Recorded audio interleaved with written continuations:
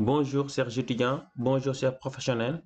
Aujourd'hui, nous allons voir ensemble comment réaliser un bulletin de notes sur Microsoft Office Excel. Je vous ai préparé deux exercices, un bulletin avec des coefficients qui est là et un bulletin sans les coefficients.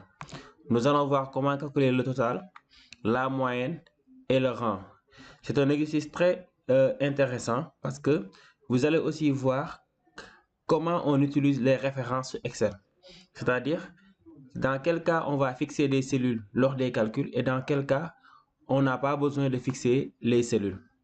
Donc, je vous demande de suivre la vidéo jusqu'à la fin, de la liker si ça vous plaît et de l'envoyer à vos amis pour leur permettre de bénéficier de mes cours sur YouTube. Merci beaucoup.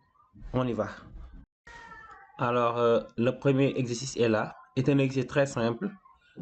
J'espère que vous avez déjà regardé la vidéo sur la mise en forme sur Excel pour pouvoir faire une mise en forme facile.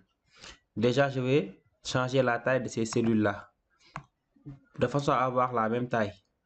Donc là, c'est pas encore vu.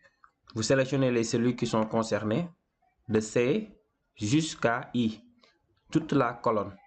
Après la sélection, vous placez le curseur entre C et D ou bien entre D et E. Donc ensuite, vous faites cliquer glisser. Vous allez voir que toutes les cellules auront la même taille. Ça vous permet d'avoir une mise en forme qui va être uniforme. Donc là, je change un peu la taille de la police pour que certaines matières comme économie puissent sortir. Ou bien, je change l'orientation du texte vers le bas. Donc là, je peux me permettre d'augmenter la police. Donc là, économie, ça ne sort pas carrément. J'augmente la hauteur de la ligne entre le 1 et le 2. Et je fais cliquer glisser. Donc maintenant, on va se lancer au calcul. Ici, le premier calcul concerne le total. Le total, je peux dire le total arithmétique parce qu'il n'y a pas de coefficient. Donc, je vais zoomer un peu. Je veux connaître le total de la valeur qui se trouve dans C2, D2, E2 et F2. Donc, pour faire le total, comme sur Excel avec les autres formules, il faudra commencer par mettre égal. Toutes les formules sur Excel commencent par égal. Je mets égal et j'écris somme. J'écris somme. Pourquoi? Parce que la fonction somme va me permettre de faire le calcul des cellules qui sont contiguës.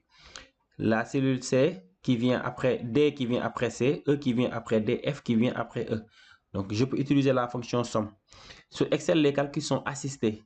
Lorsque vous commencez par écrire somme, vous allez voir les formules qui commencent par somme. Je double-clique sur somme. Et maintenant, je sélectionne les cellules qui sont concernées. De C jusqu'à F. Donc, si vous regardez dans la barre des formules, on a somme de C2, 2 points F2. 2 points signifie jusqu'à. Vous pouvez l'appeler jusqu'à.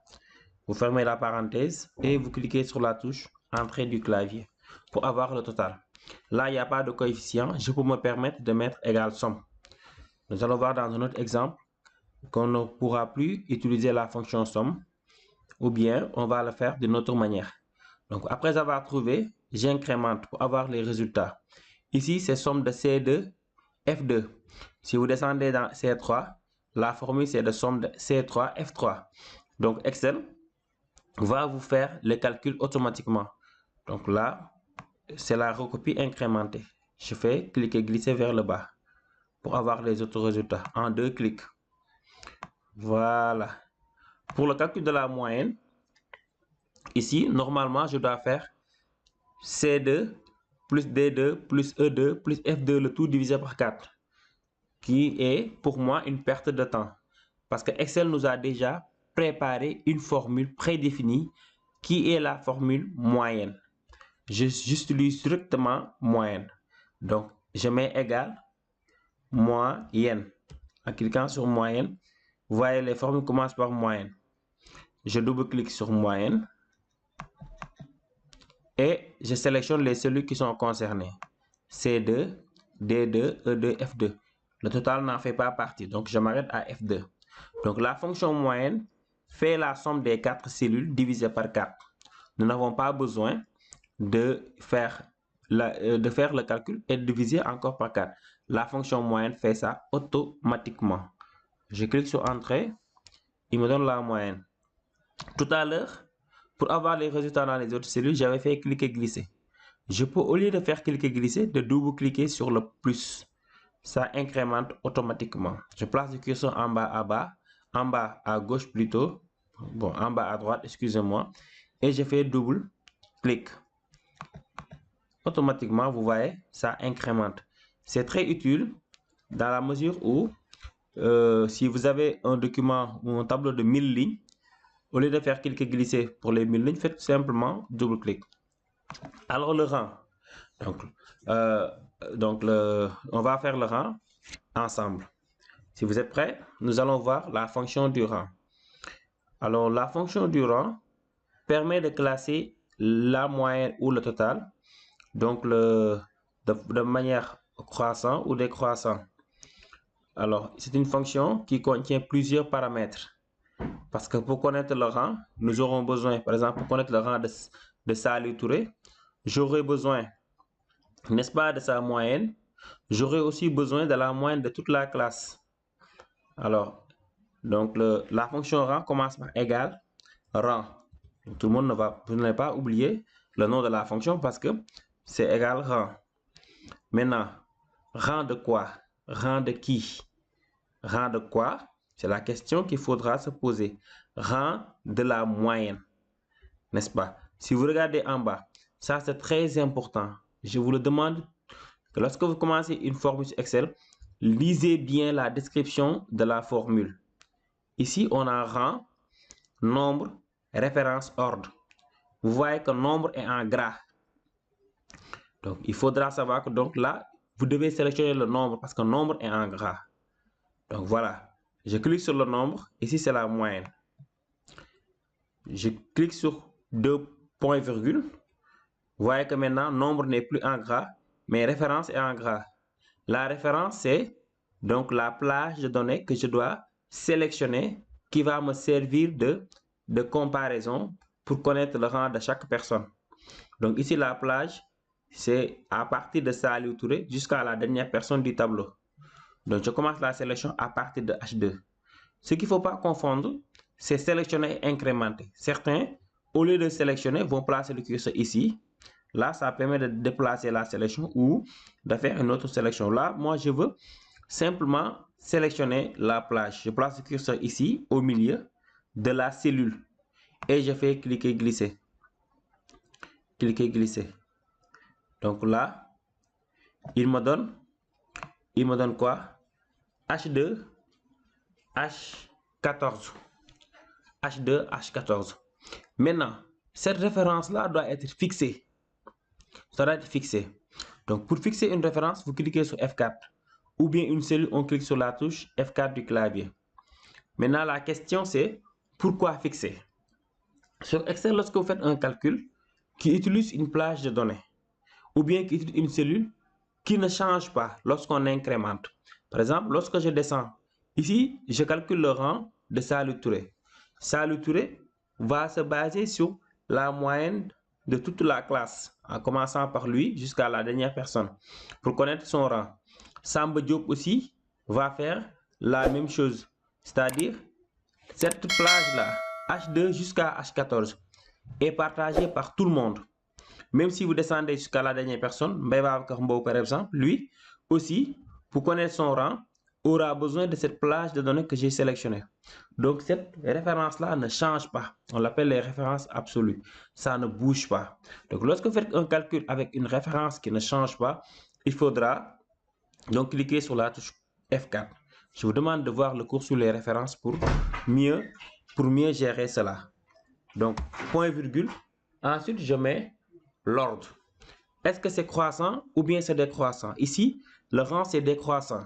Donc pour avoir un rang décroissant, soit vous mettez 0 pour dire que c'est décroissant, ou bien vous écrivez 1.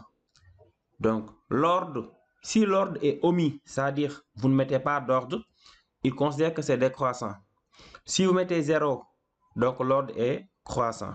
Donc point virgule, excusez-moi. Là, je vais mettre 0. Je ferme la parenthèse et je clique sur Entrée. Il me donne le rang. Voilà. Pour avoir le rang, je fais maintenant cliquer glisser pour avoir les rangs des autres. Vous voyez bien. Donc là, ici, le rang doit être une valeur entière. Je n'ai pas besoin d'avoir les virgules. Donc, comment je fais? Au niveau de l'onglet Accueil, dans le groupe nombre, je vais réduire le nombre de décimales. Regardez ici. Donc, je réduis pour avoir une valeur entière. Voilà comment on calcule le rang, comment on calcule la moyenne et le total sans les coefficients. Restez bien assis. Nous allons attaquer la deuxième partie qui consiste maintenant à faire le calcul du total, de la moyenne et du rang en tenant compte des coefficients. Nous avons terminé la première partie. Maintenant, nous allons attaquer la deuxième partie.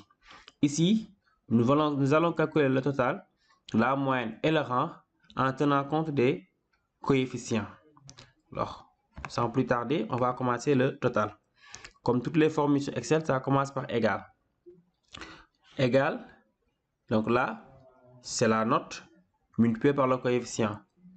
Note de droit multipliée par le coefficient de droit. On ne peut pas utiliser la fonction somme parce que la fonction somme fait le calcul sans les coefficients. Donc, égal, je clique sur la note de compta multipliée par le coefficient de compta. Le coefficient de compta ici est une référence absolue, une valeur qui ne change pas. Pourquoi? Parce que Saliou Touré va prendre 17 fois D6, c'est le coefficient. Samba Diop va prendre 7 C3 fois D16. Omar Thiam C4 fois D16. Soukay Sen C5 fois D16. Comme vous voyez, toujours le C qui change, mais le D16 reste fixe. Est une référence qui ne change pas. Pour retenir ça de manière facile, lorsque vous faites un calcul sur Excel, il faudra vérifier la valeur qui change et la valeur qui ne change pas. Le C2 change toujours, le D16 ne change jamais, quelle que soit la personne. La valeur qui change jamais, on la fixe toujours. La valeur qui change toujours, on la fixe jamais. Facile à retenir. Pour fixer la valeur, je clique sur F4. Donc, plus la note de droit multiplié par le coefficient de droit. Je clique sur F4 toujours, ça ne change pas, c'est comme le coefficient d'économie et de compta, plus note d'économie multiplié par le coefficient d'économie. Là, suivez bien, on a un petit problème parce que je vais prendre la note d'informatique qui se trouve dans la cellule F2. Mais la formule a déjà occupé la cellule. Je ne peux pas faire un clic pour choisir la cellule. Si vous avez un problème similaire, il faudra écrire directement le nom de la cellule. Donc, plus, je sais que c'est F2. J'écris F2. Automatiquement, Excel va sélectionner la cellule. Donc, F2, je sais que c'est la note d'informatique multiplié par le coefficient d'informatique. Et je fixe avec F4. Je vais vous montrer tout à l'heure comment faire pour éviter que la formule occupe la cellule 1. N'est-ce pas? Restez concentré. Entrez pour valider. Je vais reprendre la même formule, mais cette fois-ci, je vais changer l'alignement.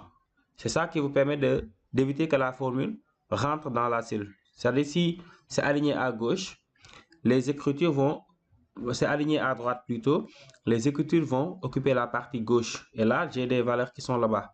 J'aligne tout simplement à gauche. Donc, je reprends la formule égale. Note de compta multiplié par coefficient de compta. F4. Référence absolue. Plus note de droit multiplié par coefficient de droit. Je clique sur F4. Ceux qui ont les ordinateurs portables, il faudra faire Fn plus F4. La touche Fn plus F4. Parce que le F4 ne marche pas directement là-bas. Donc, plus note d'économie multiplié par le coefficient d'économie. Toujours sur F4.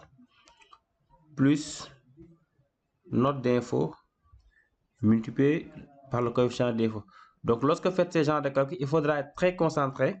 Que si vous oubliez de fixer ne serait-ce qu'un seul coefficient, vous pouvez trouver pour la ligne courante. Mais si vous incrémentez, il va vous amener des erreurs comme dièse valeur ou bien trouver 0. Donc, au lieu de mettre le bon résultat. Je clique sur Entrée pour valider. Je vais tout aligner maintenant à droite et j'incrémente. Cliquez, glisser. Très facile. Voilà. Maintenant la moyenne. Je ne peux non plus utiliser la fonction moyenne parce que la fonction moyenne ne tient pas compte des coefficients. J'ai le total des coefficients. Je dois directement diviser par le total des notes plutôt. Je divise directement par le total des coefficients. Je peux déjà calculer le total des coefficients ici. Donc je vais mettre une cellule total coef. Total coef. Donc regardez, je vais faire la même mise en forme en 2 clics. Donc j'ai ici une belle mise en forme que je veux reproduire. Je clique sur reproduire la mise en forme. Je sélectionne la même cellule. Reproduire la mise en forme et sélectionner la cellule. Donc voilà. Total coefficient, c'est la somme des coefficients égale note de coefficient de compta plus coefficient de droit plus coefficient d'économie plus coefficient d'informatique. Quelqu'un va dire, mais monsieur, pourquoi vous n'avez pas directement mis 8? Je voudrais que si un jour un coefficient change, comme si droit ménager comme coefficient 2, automatiquement que le total coefficient change. Et ça va influer sur la moyenne. C'est la seule raison. Je vais remettre 1. Maintenant, la fonction c'est simple, c'est égal total des notes divisé par le total des coefficients. Le total des coefficients est une référence absolue, ça ne change pas. C'est comme le coefficient, je fixe avec F4. Je clique sur Entrée pour avoir la moyenne. Là, j'incrémente pour avoir toutes les autres moyennes. Vous voyez comment c'est facile? Donc le 8 là aussi, je peux reproduire la même mise en forme du 3 sur le 8. Je clique sur la première cellule source, reproduire la mise en forme. Je clique sur la cellule destinataire. En 2 clics, vous êtes un as maintenant sur Excel. Je vais calculer le rang. C'est comme tout à l'heure, je fais juste une répétition. Égal rang. Rang de quoi? Je double-clique sur rang. Rang de la moyenne de Saliou. Point virgule. Référence maintenant est en gras. Je sélectionne toutes les moyennes de la classe. C'est une référence, ça ne change pas. Quelle que soit la personne, c'est comme le coefficient. Donc je clique sur F4 ou bien FN F4 si j'ai un ordinateur portable. L'ordre décroissant. Celui qui a la plus grande moyenne, la moyenne la plus élevée, va avoir le plus petit rang. Donc c'est décroissant. Entrée. J'incrémente pour avoir les autres rangs. Voilà un exercice très simple, très pratique. J'espère que vous allez bien en profiter pour savoir maintenant comment vous gérez les calculs sur Excel. Voilà, votre bulletin est là avec M. Mbeba Okambo qui est premier. Donc, merci d'avoir suivi la vidéo. Je vous demande de liker la vidéo, de la partager avec vos amis et vos proches pour leur permettre d'avoir des cours d'informatique avec M. Mbo. Abonnez-vous aussi sur la chaîne pour voir les autres vidéos. Merci, à la prochaine.